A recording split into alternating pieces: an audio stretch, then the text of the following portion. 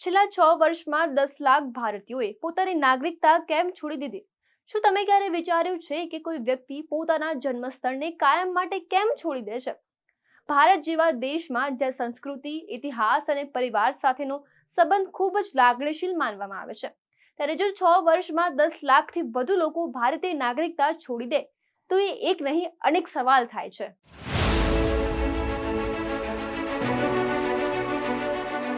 નમસ્કાર, તમે જોઈ રહ્યા છો ઓફબીટ સ્ટોરીઝ. હું વિધિ. સરકારી આંકડા અનુસાર 2019 થી 2024 વચ્ચે 10,40,860 ભારતીયોએ ભારતીય નાગરિકતાનો ત્યાગ કર્યો. વર્ષ દર વર્ષે ડેટા જોઈએ તો વર્ષ 2019માં 1,44,017, 2020માં 85,256, 2021માં 1,63,370, 2022માં 2,25,620, 2023માં 2,16,219 અને 2024માં 2,06,378 લોકોએ ભારતની નાગરિકતા છોડી દીધી. એનો અર્થ એ કે દરરોજ સરેરાશ 500 થી વધુ લોકો ભારતીય નાગરિકતા છોડી રહ્યા છે. હવે પ્રશ્ન એ છે કે આ લોકો ક્યાં જઈ રહ્યા છે? તો જવાબ છે, આમાંથી મોટા ભાગના ભારતીયોએ America, Canada, Australia, UK, Singapore અને જર્મનીની નાગરિકતા લીધી છે. ઘણા દેશોએ રોકાણ અથવા કૌશલ્ય આધારિત નાગરિકતા કાર્યક્રમો શરૂ કર્યા છે, જે પ્રતિભાશાળી અને શ્રીમંત લોકો માટે ત્યાં સ્થાયી થવાનું સરળ બનાવે છે. હવે જાણીએ એવી વાસ્તવિકતા જેને કારણે લોકો કેમ તેમની નાગરિકતા છોડી રહ્યા છે.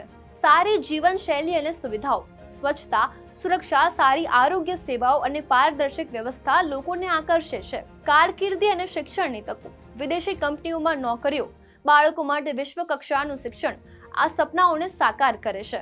ટેક્સ અને નાગરિકતા લાભો. કેટલાક દેશોમાં ટેક્સ ઓછો છે અને જો તમે રોકાણકાર છો તો તમે ગોલ્ડન વિઝા અથવા સીધી નાગરિકતા મેળવી શકો છો. રાજકીય અસ્થિરતા અથવા અસંતોષ. કેટલાક લોકો કહે છે કે તેઓ દેશની નીતિઓ અથવા સિસ્ટમથી નિરાશ છે. દરેક વ્યક્તિ પાસે પોતાના કારણો છે, પરંતુ જ્યારે લાખો લોકો છોડી રહ્યા છે ત્યારે શું તે ફક્ત વ્યક્તિગત પસંદગી છે?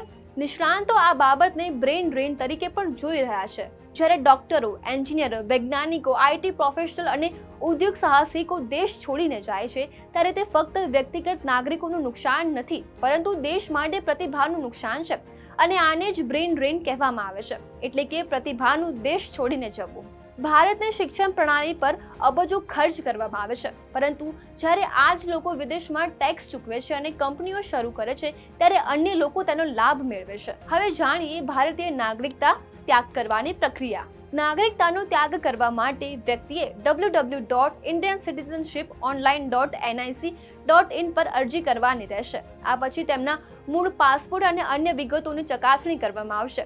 ત્યારબાદ દસ્તાવેજો સંબંધિત સરકારી વિભાગોને તેમના પ્રતિભાવ માટે મોકલવામાં આવશે. સરકારી વિભાગોએ 30 દિવસની અંદર રિપોર્ટ કરવાનો રહેશે. અરજદારની ઘોષણા પત્રકની વિગતો ચકાસ્યા પછી સ્વીકૃતિના 30 દિવસ પછી ત્યાગ પ્રમાણપત્ર ઓનલાઈન મંજૂર કરવામાં આવે છે. તો આ મામલે સરકાર શું કરી રહી છે? સરકાર કહે છે કે આ સંપૂર્ણપણે લોકોનો વ્યક્તિગત નિર્ણય છે. જોકે startup India, make in India અને વિદેશી રોકાણ વધારવાના પ્રયાસો જેવા કેટલાક પ્રયાસો થઈ રહ્યા છે, પરંતુ શું આ પૂરતા છે?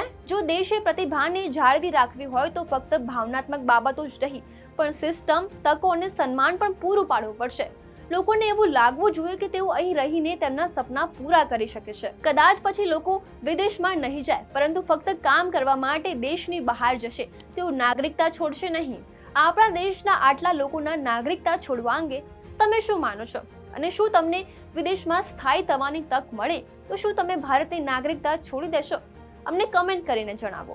જો તમે YouTube પર જોઈ રહ્યા છો તો અમારી ચેનલને સબસ્ક્રાઇબ કરો અને Facebook પર જોઈ રહ્યા છો તો અમારા પેજને ફોલો કરો. નમસ્કાર.